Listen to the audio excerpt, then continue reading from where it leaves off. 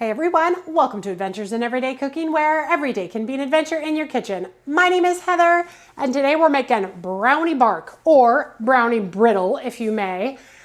I saw in the store for an exuberant amount of money this new brownie brittle that is Reese's Pieces flavored. Now, I don't doubt that it is downright delicious. I mean, brownies and Reese's Pieces, what's there not to love? However, I don't want to pay that price. So I'm gonna make it here at home, and I'm gonna bring you along for this adventure. So if you're ready to get started, let's go.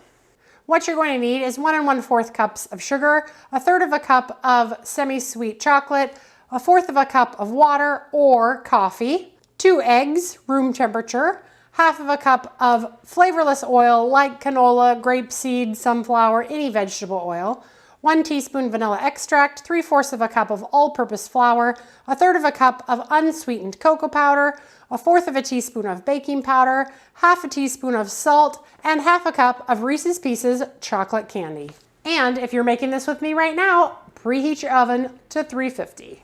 All right, the first thing you want to do is get your chocolate chips into the microwave for 30 seconds, and then we're going to stir and melt it until it's all nice and melty in 15-second blasts. And while that's melting, let's cream together our fats and our sugar. So I'm going to put the sugar in this bowl along with my flavorless oil. Now today I'm using grapeseed, not canola or sunflower or soy. We're going to use grapeseed, so that's why it has a little bit of that green. It's just the kind of flour that it is. And we're just going to give it a good mix. And as you can see here, my chocolate chips aren't really melted yet, but they're starting to melt. So it probably only take another 15 to 30 seconds. I use the mini chocolate chips so that they would melt much faster. All right, so next into this bowl, let's see. Let's do our eggs. All right, and we're just gonna give that a good mix and bring it all together. That green grapeseed oil makes those really bright eggs look a little sickly. That's funny, but it's fine because grapeseed is green. All right, let's see what we got here. Oh yeah, and 30 more seconds did very well. All right, so we're gonna just stir that up and we're gonna let that sit and cool just a little bit while we bring everything else together. Let's go ahead and add our vanilla. And we're gonna add our water. Now, if you were using coffee, right now is when you would put in your coffee. Since my guys don't really like coffee, I'm gonna go ahead and use water because whatever. So we're using water, but you can use coffee or espresso to bring up that coffee flavor. But you definitely need this liquid in it so that it's easily spreadable. Oh, by the way, you need 11 by 17 pan covered in parchment or a silicone mat. And we're gonna give it a little spray with oil as well, just so it does not stick. All right, and once that is well combined, we're gonna sift together the rest of the ingredients into the bowl. And the only reason I'm going to sift is because I don't want any lumps. Because I don't really want to, once the flour goes in, I don't really want to beat it much more, because once I put the chocolate in, then I'm gonna fold it a few times and that's gonna be it. So my flour is gonna go in, my salt and my baking powder, and my cocoa. And I'll just sift it right in. And anything that's left in the sieve, you just want to kind of see if you can break with your finger. That way there's no big hunks of cocoa powder. And if there's anything hard, then you definitely wanna get that out. But we look good. There's a few little pieces in there. We'll call that good. All right, so we're just gonna bring this all together. Don't worry, I haven't forgotten about our chocolate. We're gonna get that in last because I wanted to give it a chance to just come down in temperature just enough so it wouldn't pre-cook my eggs. That's rude. All right, and when it's all mixed together, the batter will be much looser than regular brownie batter. That is perfectly fine. All right, now we're gonna get in our chocolate. So I'm just gonna dump the chocolate right on in. All right, and then we're gonna fold that through our batter. And immediately you will see the batter start to thicken, not like brownies, but thicken a little bit longer. So we're just gonna stir this in for probably about 30 seconds, and then we're gonna call that done. And then voila, our batter is done. Okay, let's move over to this pan. All right, now we're gonna spray our pan with some kind of neutral oil. I'm gonna use a coconut.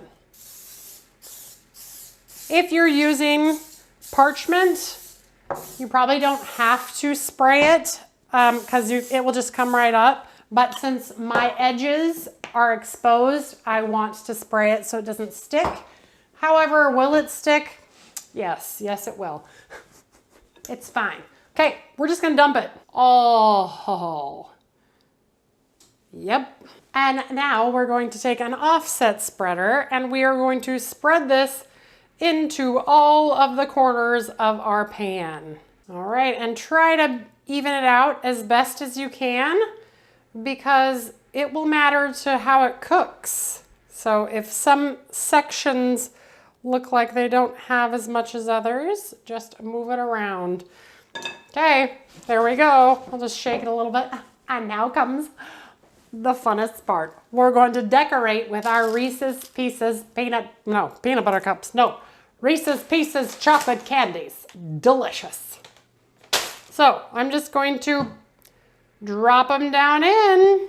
The OCD in me wants to put the exact number of colors and yellows and everything, but it's just fine. We're just gonna drop them in. I just don't want a whole bunch next to each other. You know what I'm saying? So I want it to be spread out. I don't want it to be like that sprinkle issue I had before where I'm like, shh, and it's like, no. So we're gonna be meticulous about how we drop these down. Oh no, 2 are next to each other. Oh no. Okay, your goal is to use this whole half of a cup and eat none of them because you have a whole bag here to share with yourself. So don't be shy. Move these all over. Bing, bing, I did it.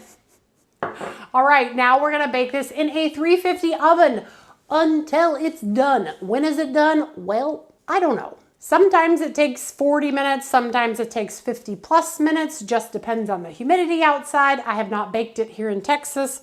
So I'm gonna set my timer for 30 minutes. I'm gonna check it at like 20 minutes and then go until at least 40-ish. You'll know it's done when the top is very dry and there's no wet bits. I mean, if you like chewy brownies, this is not really the recipe for you because this is going to be hard and crispy. So this is brittle, it's bark. So we want to cook most of the moisture out. That's why it's 30 minutes, probably more like 40. So I'll see you back here in 30, probably 40. All right. All right, it is out and it is cooled and it took 40 minutes. At the 30-minute mark, I was like, nope, it's gonna take the full 40. That's fine. All right, so now we need to get it out of the pan so that we can cut it. Now, because I'm not using parchment, I'm gonna use my spatula on the edges of the pan just to loosen it up a little bit. And it will crumble because obviously it's brittle, but I'm just loosening it a little bit, but sounds like it's gonna come out. So, watch this. Oh yeah, look at this. Look at that thing of beauty. Look at that. Shouldn't be paying $8 for brownie brittle, not when you can make it at home. All right, so now we're gonna just tear off our parchment or our silicone baking mat, which I love. And we are gonna decide how we're going to cut this bad boy and eat it. Now, before we cut into it, let me just tell you that you can use anything you want in this. So yes, this is a Reese's Pieces brownie brittle, but you can use M&Ms, you can even use mints, you can use a whole host of things in your brownie brittle. So that's why I'm like, I know I can do Reese's Pieces and it's gonna be dang good. Now, some people literally just pick it up and drop it on the counter and let it shard. I'm a little more civilized than that, so I'm gonna try to get it into some nice pieces. Maybe we'll do triangles. So I'll cut it in half and in half again, and it is crispy, but yet there's still some chew to it. I can feel it in there. Oh, I can't wait to eat it. All right, and then we're gonna do triangles. So I'm just going to chop it in the best way I can into triangles. And you can see it's already starting to break off a little bit because that is the brittle of the brownie brittle. Brownie bark, brownie brittle. Sometimes bark is a little thinner than the brownie brittle, but it's all basically the same thing. It's just a very, very thin cookie-like brownie. Look at that. Oh, I just want to eat this. Okay, we're gonna eat this piece. You hear how crunchy it is? It's so good. I'll sell this for $8 a bag. Sign up. But I just gave you the recipe, so make it yourself.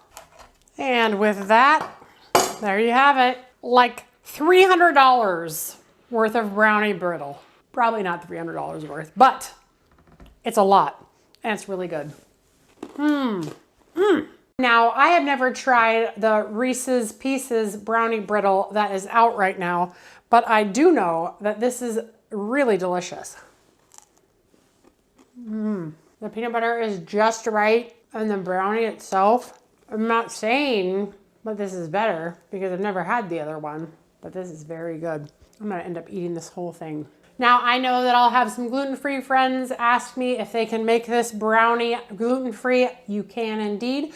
Just substitute the regular flour for either a 1-to-1 baking flour, or you can use the straight oat flour. Just know you might have to take just a little bit longer for it to dry out in the oven. But you guys, this is genius. If you like brownie bark or brownie brittle, you might have to try this and let me know what you think. All right, you guys, well, I'm just gonna be real with you right now.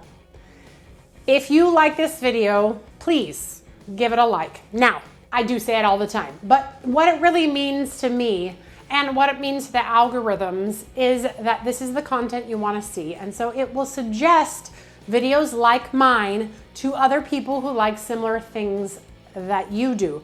So if you like this video, and you truly do, I'm not asking for you not to like it if you don't like it, because if you don't like it, maybe I'm not your cup of tea, that's fine. But the algorithms have really been playing against me and this channel for the last probably 2 months. And so I thought that I would just mention that it really does go a long way for you to like this video. And when you leave a comment, it even does it a little, gives it another little boost. So if you wouldn't mind just taking a moment to like this video and to comment, that'd be great. I know that not everybody does that, and that is totally fine. If it's not your jam, that's okay. But if it's your jam, and I know a few of you, it's your jam, and I so appreciate you. If you wouldn't mind leaving me a comment, tell me what you'd put in it, and yeah, just give a little love to the video. Anyway, that's it, you guys. Until next time, I will see you on the next adventure. Bye.